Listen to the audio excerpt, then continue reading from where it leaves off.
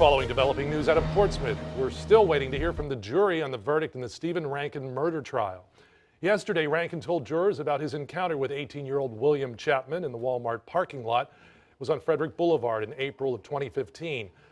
Rankin says he feared for his life and it left him no choice but to shoot Chapman. 10 on your side's Deanna LeBlanc is live in front of the courtroom where all of this is happening. Deanna, do we have any new developments this morning? Chris, the jury is still deliberating. They started around 9:30 this morning. Add on the hour they deliberated last night. They've been behind closed doors for about 3.5 hours today.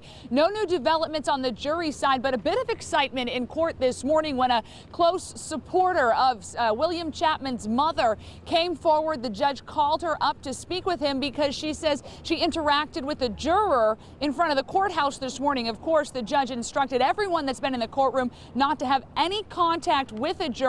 She said that she noticed the man, that she knew him, that they both said to each other something along the lines of, "Good morning, what are you doing here? What are you doing here?" They both realized they were here for the same trial. She says when she learned that, she immediately walked away, got on a separate elevator to make sure she didn't have any further contact. The judge appeared to be okay with her version of the story and let the jury continue deliberating. He didn't try to stop proceedings. Of course, that could have had some big impacts, but the judge said at this point he's going to let the jury continue to deliberate. Defense attorney James Broccoletti asked that woman not be allowed back in the courtroom, but the judge said at this point he doesn't think any more harm can be done and did not ban her from the court. But again, as I mentioned, the jury has been behind closed doors for 3.5 hours now, and they can deliberate between, or among, I should say, first-degree murder, second-degree murder, and also voluntary manslaughter. And the difference, of course, first-degree murder is willful, deliberate, but also premeditated. That premeditation drops when you're considering a second-degree murder charge.